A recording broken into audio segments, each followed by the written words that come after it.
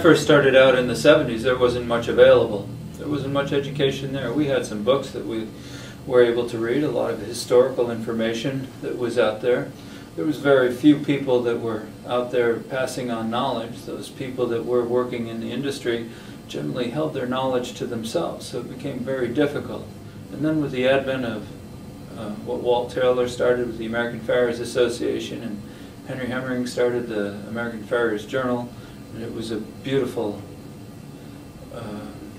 change in our environment and our learning experiences to have those things available. And all of a sudden farriers started coming together, people who cared about the horses and would share their ideas and help others out.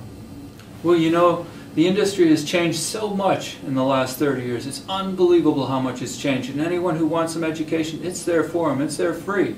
All of our dealers or vendors, they have clinics every year to open up their shops and show their wares. And there'll be a clinician from some part of the world coming there for free, and they'll get lunch. It's a great education, and there's a lot of them available. So even if you didn't have a dime to spend, there's a lot of education available, not only in those clinics, but also in the written material. It's everywhere. It's available. It's free for the taking. So those people who want the education, they can certainly get it. Okay. Yeah, I started out when you didn't have much of a communication problems. I mean, hell, didn't have cell phones. My first cell phone was a briefcase, and communication is the most important thing. And there's so many different clinics and seminars and the internet and everything else that you can go to and see and pick up ideas.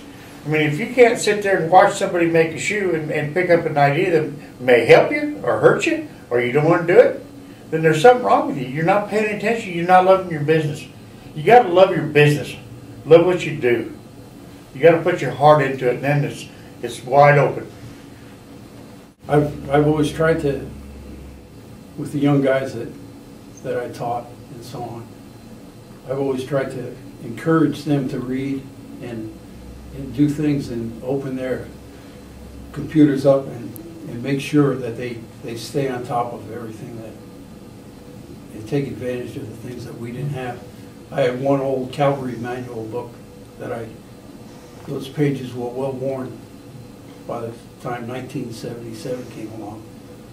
I started shoeing horses in 1961, just knocking on shoes. I didn't take it very seriously until 1967, and well, you couldn't then. No, nobody would teach you anything. And it was very tough to make a living. It was real tough to make a living. I mean, $6 shoeing, $7 shoeing was high priced. That's exactly right. Yeah. But I would say that the education, like Mike says, you can be educated now without having to leave your room where your computer is. You can pick up a lot on the internet and videos and so on and so forth. And here's two old guys that's not supposed to know anything about computers.